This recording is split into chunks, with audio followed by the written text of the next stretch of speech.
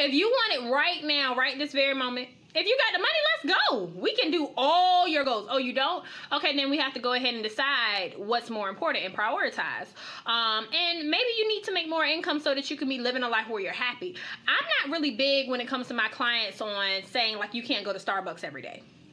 My issue is you can't go make that impulse buy of that $2,000 purse. You can't go buy that puppy for $1,500, $3,000 on a whim. Like, that's just not something you can do. So my issue, it's not even like the day-to-day, the Amazon now. People need to chill out with Amazon because Amazon can stack up really quickly. I am people. I'm going to chill out. I am chilling out. But but when it comes to